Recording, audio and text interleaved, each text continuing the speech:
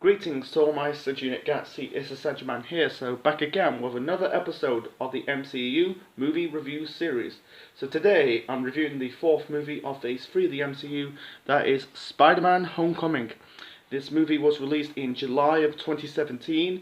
I saw this movie in the cinema at the time with my friend, loved it, and I saw it again on TV. This is a notice, you're not going to find this film on the Disney Plus app. I think this movie and Far From Home, I'm guessing that was produced by Sony and also by Columbia Pictures. I think Incredible Hulk movie from 2008, that was also produced by Universal Studios.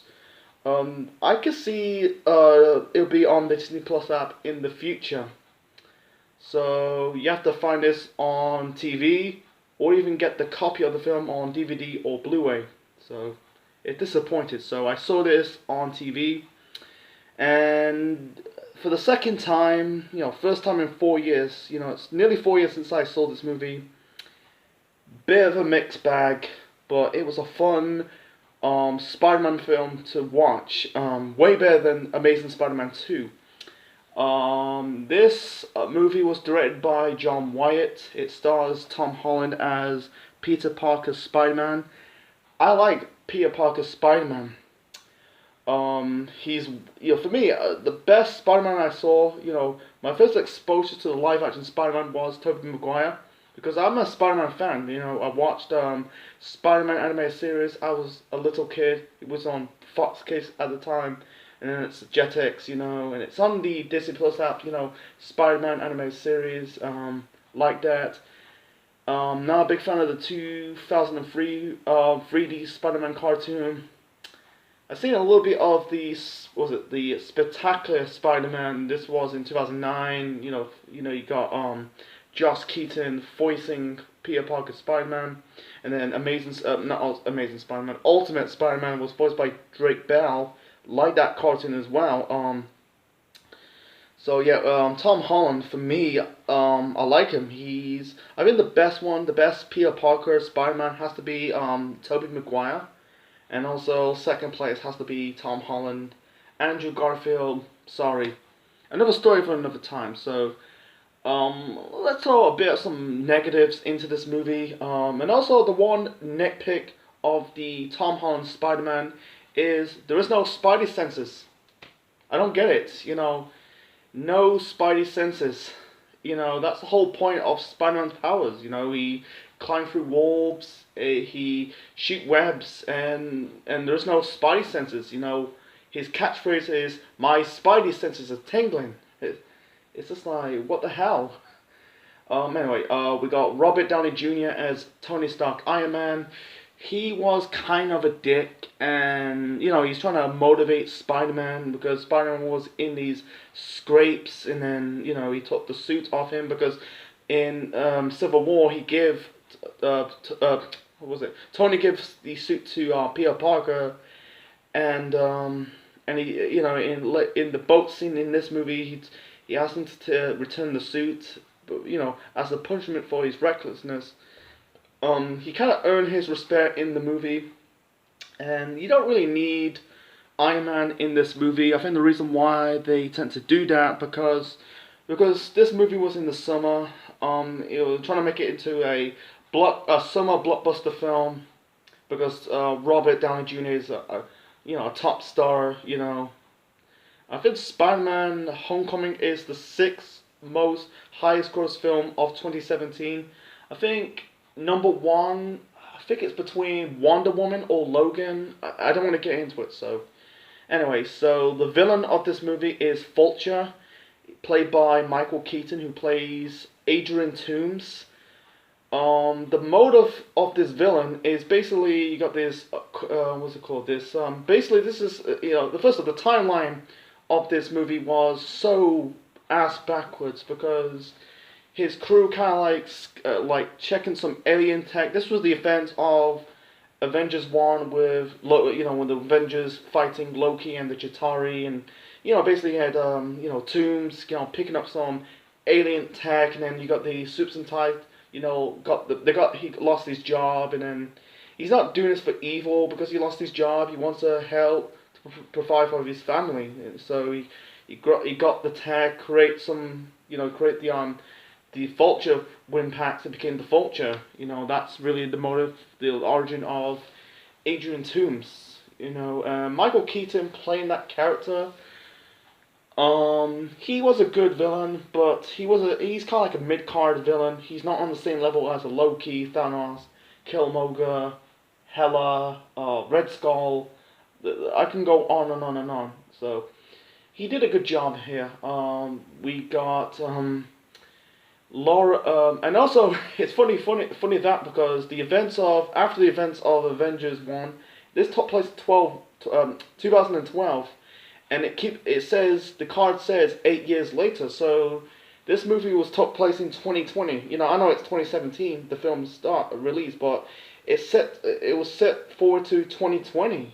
I don't get it. 8 years later, it's a bit ass backwards. If they just say like 3 years later or 4 years later, I'll be okay. But 8 years, give me a break.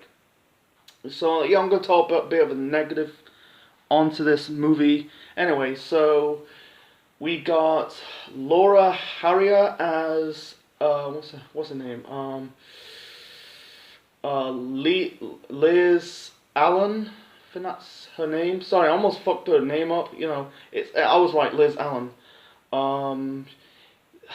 Here's the problems about this movie. Liz Allen, in the comics, she is this white girl. I'm guessing she's ties with the Osborn family. I don't know. She's kind of like ties with the Green Goblin and Marder Man. I don't know, but yeah, she's kind of like the Vulture's daughter in this movie. I don't get it. I don't want to get into it. But they're trying to push this movie like her and Peter in this love relationship. In reality, she's not. I'm guessing maybe they're not father and daughter. I'm guessing it might be a stepdaughter because it's really funny that Liz uses the Allen name instead of her dad's name. That's Tomb. I don't get it. Simply don't get it. So anyway, boy, and also we got Jacob. Was it Bataloo, who plays Ned Leeds? I don't know. I don't think he's he's never part of the Spider-Man comics. At least with Liz, he's part of the comics, but Ned is not part of the comics. He I think he's part of I think he was created for the movie. Jacob Bataloo. I like him. I like him as Ned.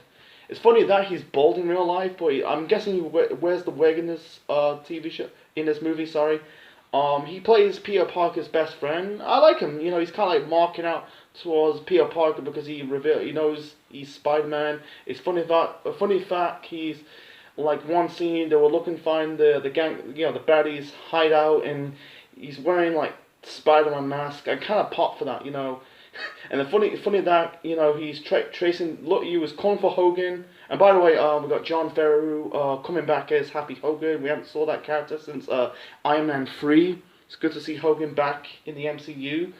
And yeah, he appeared in Far From Home, and there was another future movie for another time, to review.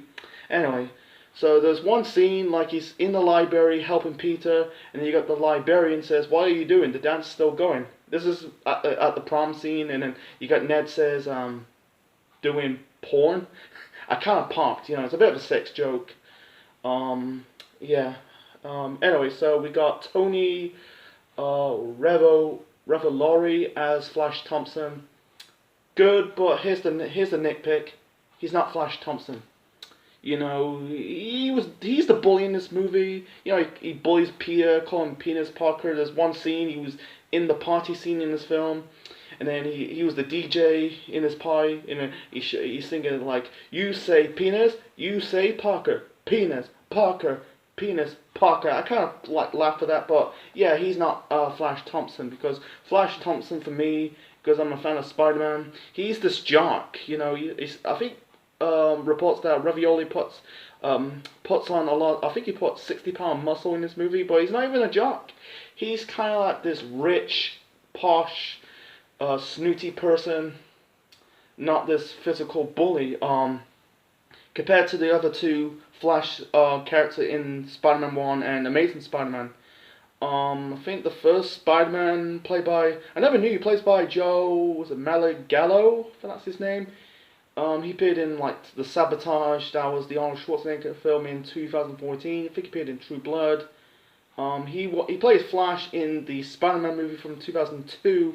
I don't know who plays the Flash from the 2012 Spider-Man film. You know, they were portraying as jocks, but in this movie, he was the rich person. You know, I think, and also in the comics, you know, Flash is portrayed by another alter ego. He was a hero in the comics known as the Agent Venom. I thought it was, I would say anti-Venom, but no, he's Agent Venom. You know, he worked with the army, but if they have, you know, Flash coming back in a future project of the MCU, I don't want to have Tony Ravioli, you know, coming back, you know, as this hero, because he's never fit in that mold. He's better off doing comedy, you know. But if he was to, you know, enter this movie with a different name, he'll be fine. But him as Flash Thompson, he's not portraying as a jock. To me, it's a disservice of the character.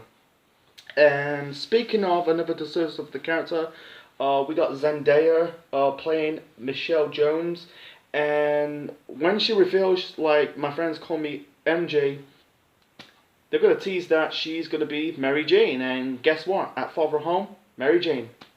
I don't want to go into a full rant on it, but it's just what the fuck, man.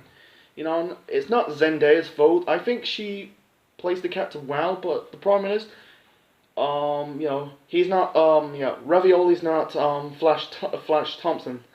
And, you know, Zendaya, Michelle Jones is not Mary Jane. You know, you can't have, this, I'm not using race as it, you know, it's a typical superhero thing. They have to use an actor or an actress with different race portraying as white people. It's not racist, it's just kind of like typical superhero thing, you know, trying to make it into a multiple universe type of film.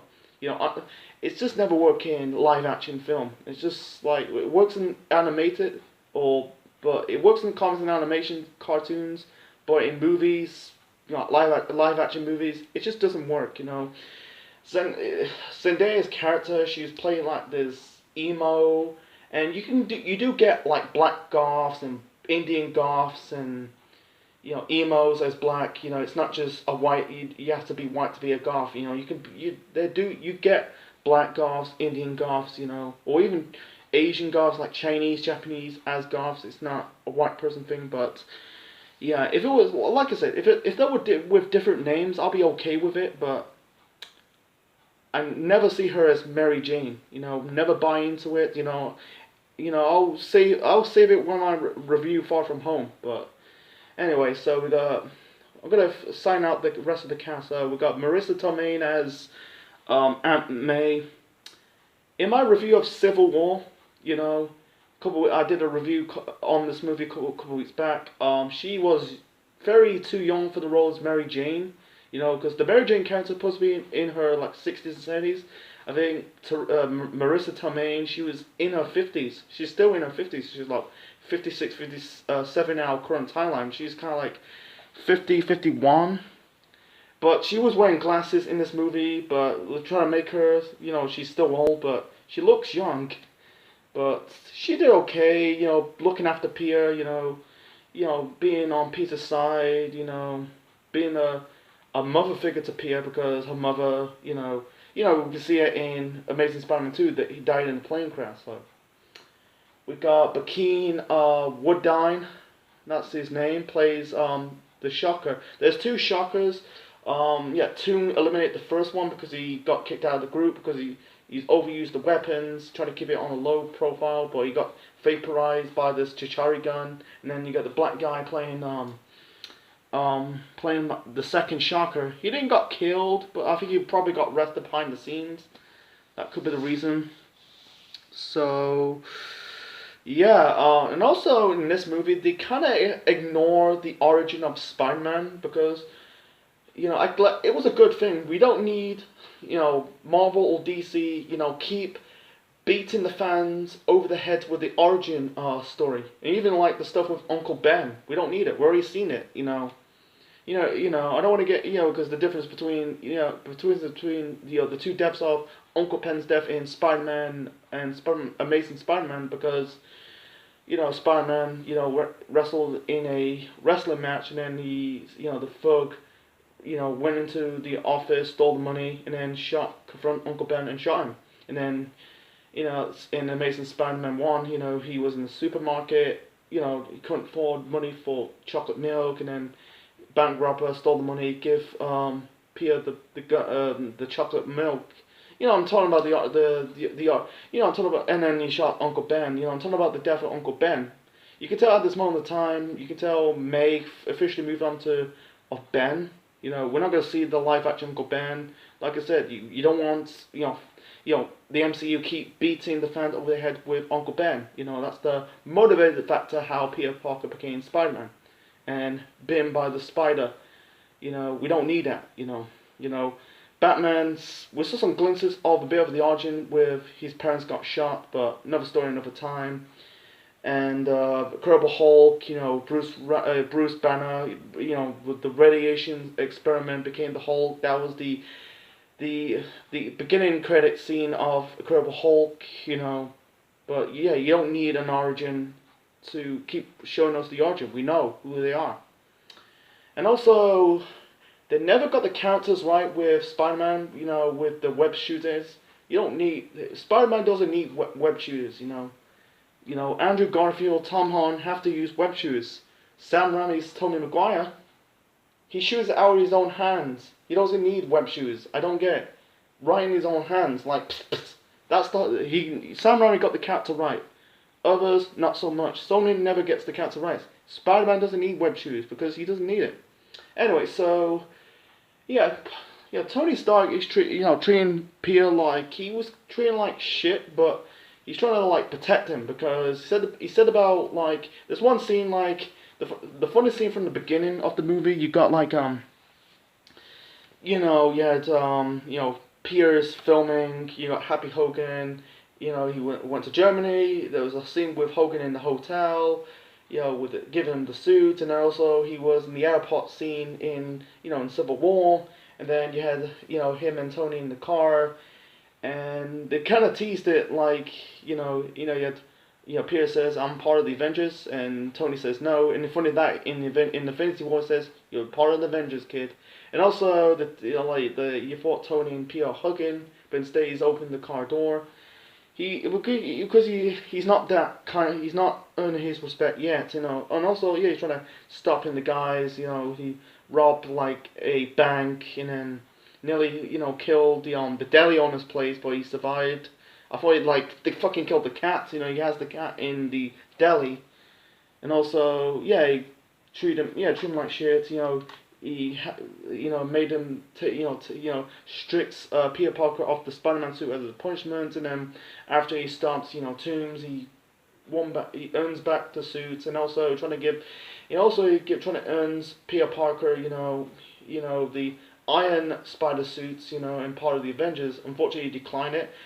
You won't see Peter Parker wearing the Iron Man suit until Infinity War 1 year later. And also we got two cameo appearances in this movie. First off, we got the cameo appearance of Chris Evans as Captain America. He's doing the public Secret Service announcement, for getting in shape because there was a peace scene, and also when Peter's in detention. And also he put in the post-credit scene, said about you're waiting so long, that'll be a big disappointment, because it's funny that this movie takes place after the events after Civil War, because Cappy is the fugitive because he refused to sign the Sokovia Accords. So I'm guessing that's past. I don't get it.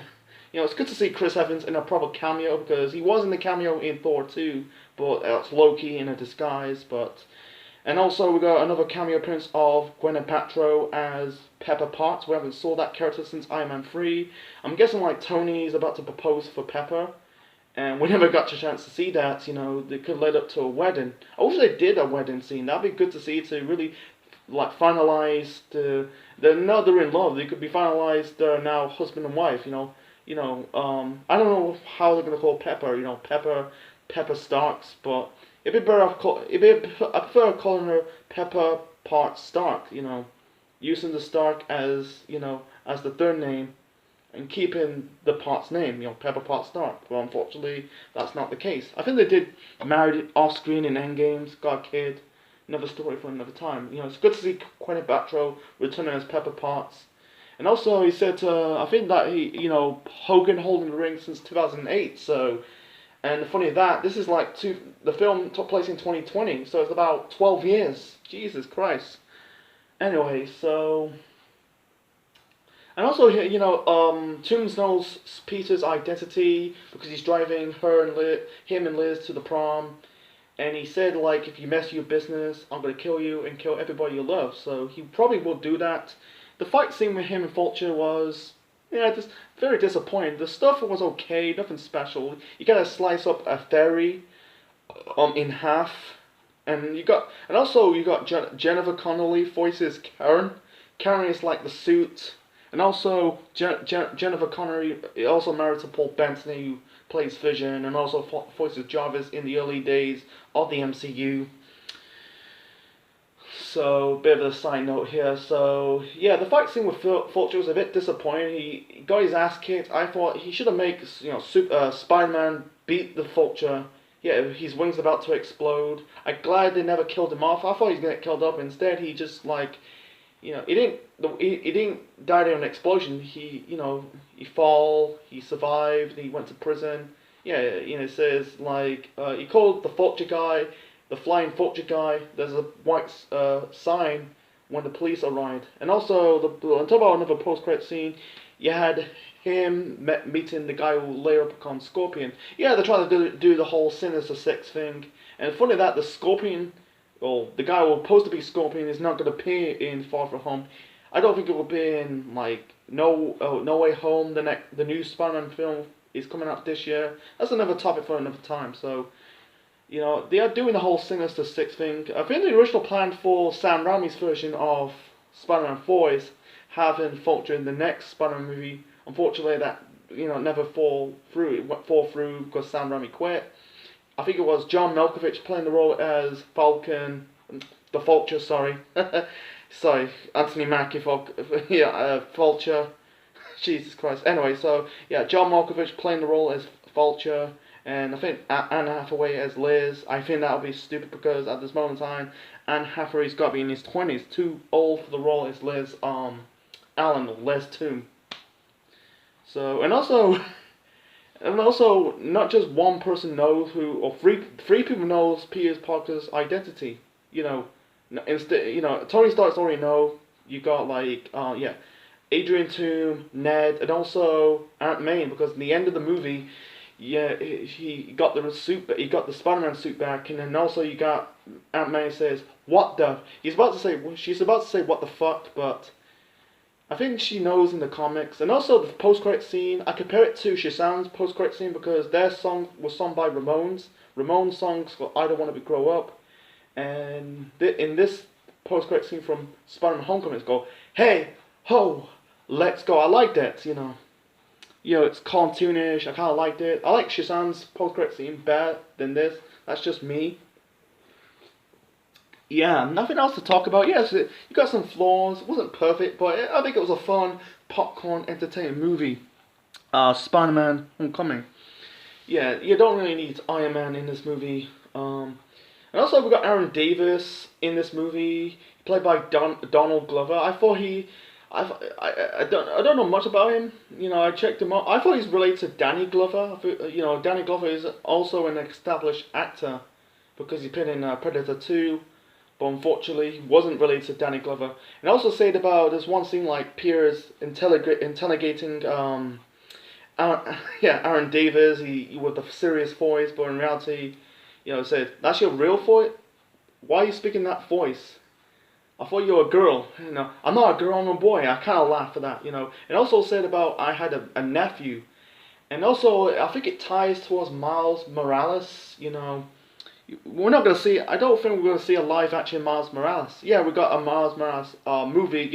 The Spider-Verse. I like that. That was a good movie. But that'll be a future Marvel video review for another time. But yeah, it's a good Easter egg. He could be related to Miles Morales, because his dad is Jefferson Davis. Because I played I played the Spider-Man game on my PS4. Miles, his dad is a cop. And also, yeah, by the way, back to the Mary Jane character, because the difference between, because Michelle Jones is a goth in this movie. Yeah, Mary Jane she's like a journalist, with the camera, and also she's an actor or actress. That's my version of Mary Jane, but I don't want to get into it, but, let's move on. Yeah, nothing else to talk about. Any hope? Yeah, no, nothing. But that's it. And also there's one funny flash moment. This is after he's going after Vulture. This was in the prom scene. Spider-Man's got the old crappy suit. He said to Flash, "Give me your car," and Flash says, "No, it's my dad's car."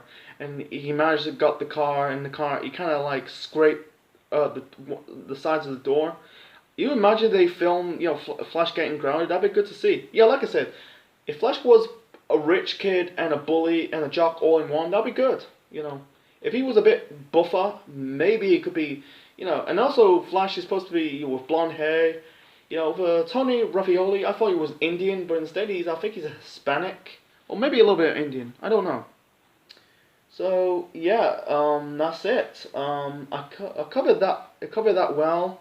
I like the good scene. Yeah, she said, basically, yeah. Spider-Man saved Liz. Because the elevator scene. They're in Washington D.C., the American capital. I think it was the Washington Monument. The big building looks like a. I'm trying to be more respectful. Looks like a giant square. I think it's triangular. That was good to see. But besides that, besides that, it's just it's a popcorn entertainment movie. I think it's a 2 hour 15 movie. It wasn't boring, but wasn't rushed at the same time. I think it was cramped. It was paced. The pacing was very good. It's a fun blockbuster film. Out of the three movies, I'm gonna give it I give Spider-Man Homecoming 3 stars out of 5. Out of the three movies in 2017 for the MCU, we got Ragnarok, you've got Guardians of the Galaxy 2, and also this movie. This is the weakest out of the two. Ragnarok is the best movie for the MCU of 2017. Second place has to be Guardians of the Galaxy Volume 2 and this movie, but yeah, it was a fun movie, for what it is. I think they portrayed the Spider-Man character very well. And, I think the other characters, could be a lot better. It has to do with, I think there's many circumstances why this movie should have got a lot better, should have done a lot better. It has to do with the character rights with Flash Thompson and Mary Jane. We're not trying to make Zendaya as this version of Mary Jane. Besides that, yeah, and also got a fun Stan Lee cameo. He was chatting up this old lady. It's funny that he was Spider-Man's going after this guy. He's trying to nick a car, and he said it's wrong to steal cars, and he said it's my car, asshole. I kind of pop for that. There are some funny moments in this movie. I like this version of Tom Holland. It reminds me of Sam Raimi's Spider-Man. It takes me back to my childhood. This is the fifth movie of a fifth Spider-Man live action Spider-Man movie, because we had Spider-Man 1, Spider-Man 2, Spider-Man 3. Actually, sixth movie actually. You got Spider-Man 1, Spider-Man 2, Spider-Man 3, Amazing Spider-Man, Amazing Spider-Man 2, and Spider-Man Homecoming. This is the sixth movie since they started doing it. They've been doing it since 2002. And then also did Far From Home. That'll be 2 years later. I'm talking about standalone Spider-Man movie, and also we got the next movie coming up. That'll be very close. It's been nearly 20 years since the first Spider-Man. I might review those Spider-Man movies in the near future, including Amazing Spider-Man 1 and 2. That'll be in the near future. So yeah, it takes me back. So yeah, I'm gonna end this. So yeah. So hope you enjoy my review of Spider. Yeah, and also they did very well. They crammed a little bit of Marvel stuff, but it's mostly a standalone Spider-Man movie. Yeah, you don't need Iron Man. in it, you know, because they're gonna reunite in Infinity War 1 year later. So yeah, that's my review of Spider-Man: Homecoming. Leave your thoughts in the comment section below. If I missed something out, you know, I'm sorry. Just write down in the comment section below. Yeah, leave your thoughts in the comment section below. Smash the like button. Subscribe to the Central Mind Network on YouTube for more wrestling videos, Marvel videos, and more. Watch my previous MCU movie reviews from Phase 1, 2, and a little bit of Phase 3. Next time, yeah, for Ragnarok. Can't wait to review that movie. You know, that'll be later on in the week. So yeah, like, share, subscribe, and we'll see you next time. Check you later.